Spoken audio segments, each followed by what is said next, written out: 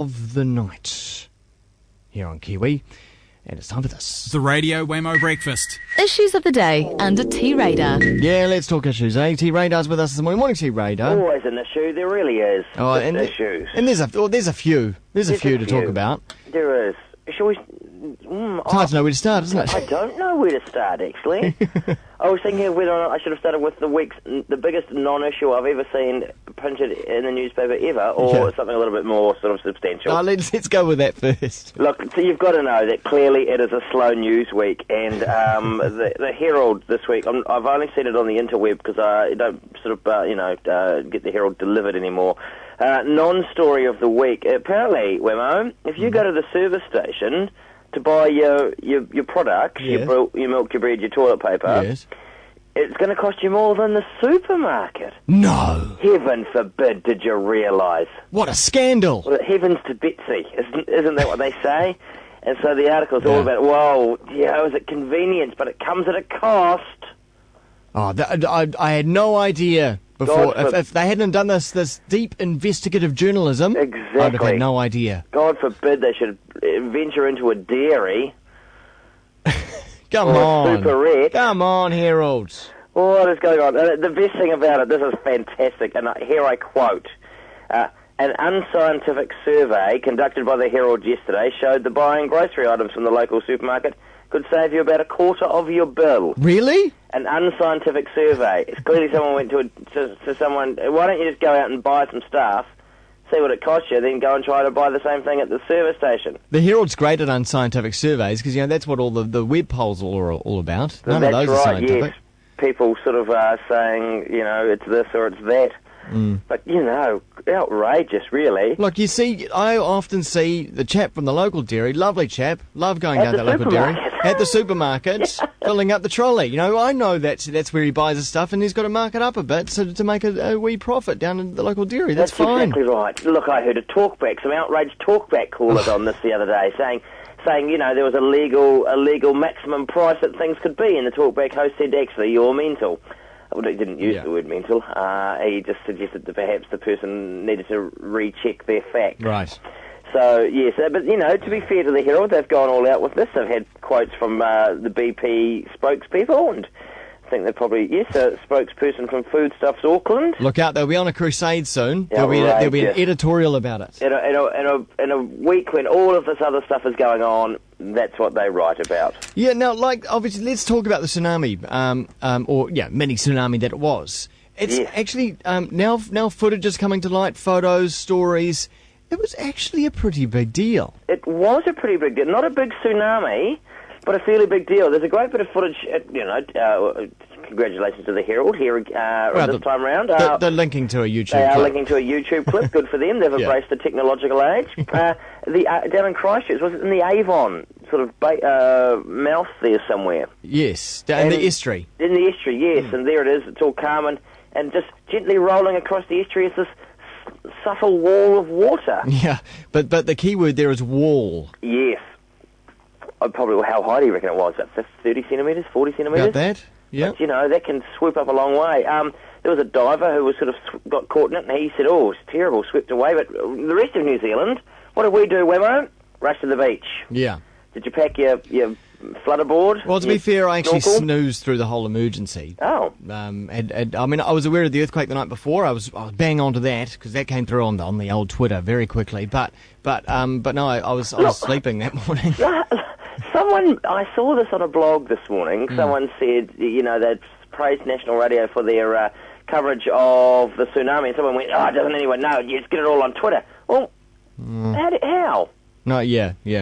No, because the people on Twitter are very quickly quoting news sources or official sources. But you have to actually be online, don't you? Yeah, you do. Or do you get it sent to your quite flash mobile phone? Or mobile phone, yep. Yeah. Yep. So, yes. But nonetheless, we did rush down to the thing. And I think the problem is that now they're having a big inquiry into how to figure out how to keep New Zealanders away from the beach, because we've had these sort of series of false alarms, really. And so we're all rushing down to go, it's not going to be too bad, we'll go and check it out. Unfortunately, T-Radar, I think we need a massive disaster. Like an actual disaster with heaps of lives lost. Oh, jeepers. Because the problem is we haven't had one in living memory. No. And so therefore we get blasé about this We stuff. do. So something's going to happen, and there will be a catastrophic loss of life. Yeah. There was even a nude photography shoot, I think, went ahead. That's right. But, rightfully, they cancelled, there was a fun run around the bays, they cancelled that, various other things. Yeah. But the great thing, did you see the picture of, there was a sort of a global map, and there was Chile, and you could see where the wave was going to hit at certain times. Yeah. Enormous, all the way from essentially Russia, down through Japan, through the Pacific, all the way down to New Zealand. Well, the one in 1960, the big one, that should be within living memory, but I think most people have forgotten about it, that devastated some of the coastline of Japan. Yeah, amazing. Killed people. So did the SAS, apparently. Yeah. Well, we don't know if they actually killed anyone, but there's a wonderful sort of report. The French photographer, Lionel de Cognac, who took that photograph of Willie Appiatta a few weeks ago. There was a bit of a bombing in Afghanistan, in Kabul, I think it was last night or yesterday, and he said it was all chaos everywhere, people running, people screaming, and all of a sudden these 15 dudes calmly strolled in, disappeared into the carnage. 90 minutes later, calmly strolled out again. He went, "Hey, I recognise them. You're the New Zealand SAS." Sorted the problem out. Natural-born killers. Well, highly trained military operatives. Death machines. Men going about an important and crucial role. But there is this business about whether or not they should be photographed, or I think it was Ron Mark this morning was saying, they should be able to go about their business, that is killing, without fear of being recognised. Well, I don't know. I think we're sending troops off to a foreign soil to a conflict that arguably perhaps we shouldn't be there. Maybe we should. Maybe we shouldn't. Yep. I think the media does have a right to actually cover this stuff. Yeah, I mean, these aren't covert black ops in Cambodia, which again, it was something that should have rightly been photographed, in the Vietnam War. So I think we are reaching a different age. And why should a French photographer not publish a photograph of a New Zealand soldier? Yeah.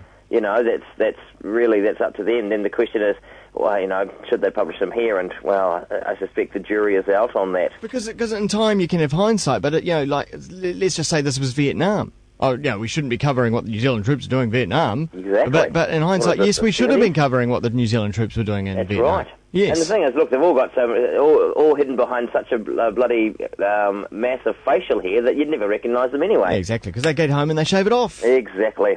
Yes, back to, short back and sides. So that their wives can recognise them. That's right. But I absolutely respect the SAS. They're some of the best killing machines in the world. Well, they're very good. They're very good. No, they are highly respected amongst other armed forces around the world. And that's got to be something to be, respected for being. That is right. Machines. Good at what they do. It's good, yes. It's a shame we can't it's a shame, if we wanted to make a little bit more money for the military, hire them out as mercenaries, a little bit like, I guess, the Gurkhas or the Fijians. The French Foreign Legion. Turn up. If you've got a problem that no other team can solve it and you can't find the A-team, here's the SA team. We could definitely do some kind of reality TV show with these guys. Well, they did. They did that documentary series about them. Yeah. BNSAs, and half the people on the show had all their faces blurred out. Yes. I wonder if there's a lot of call for religion if you're an SAS soldier. Yeah, let's talk about this atheist bus campaign. Yeah, you remember this was a while ago. Some atheists were raising some money to put a campaign on a bus that says, I can't remember what it said. There was something along the line, there is no God, get over it, get on with your life, or something like that. And a lot of people were very upset about it. Well, the New Zealand bus has come out and said, well, we're not going to accept that ad because it's too controversial. So they're happy to advertise all those other products, alcohol and various other bits and pieces, whatever it is they advertise on buses, but not the atheist ad. They had a reaction from the travelling public who said, well, we won't travel on an atheist bus. Outrageous. You mean Where's the tolerance? They had some reaction from the public, and possibly there would have been some members of the New Zealand bus who were sympathetic. Sympathetic, yes. Yeah. Actually, what it said was they was going to read, there's probably no God, now stop worrying and enjoy your life. Yeah. Now, too controversial. The Archdeacon Cardi, based in Auckland, he's come out and supported the campaign. He said we should be questioning these things. We should be questioning the existence of God. Yes, because by questioning these things, no doubt some people will find a stronger and more substantial faith, I suppose. Potentially. Yes, so there we go. So it won't be on the buses. Yeah. Not like parking wardens in Wellington. No. ride the buses for free, apparently. Is that right? Apparently so. There's a bus driver in strife down there because he's facing disciplinary action after letting slip to passengers that the parking wardens rode for free while on duty. Oh. Not supposed to talk about that. Hush, hush. No, no. Uh-oh. And they say that the bus company says, you provide such a wonderful service to the bus company, keeping the bus stops clear and all of that kind of thing. Storm in a teacup. Oh, you rub my back, I rub yours, all that kind of stuff. All that kind of thing. Why not? You know, does it really upset people if the parking wardens get a free ride? Whatevs. Poor old bus driver. Yeah. Accidentally spoke to some people. Journalist overheard it, apparently. Big news. He's not going to lose his job, is he? Well, disciplinary action, so we don't know. Maybe he'll be driving a desk. A desk. Maybe there's a future for him in the SAS. There could well be. They need good drivers. Yeah. And I'll tell you what, if anyone can negotiate through the traffic of Kabul, it'll be a Wellington bus driver. That's right. Thanks, T-Radar. We'll speak again. See ya. All right.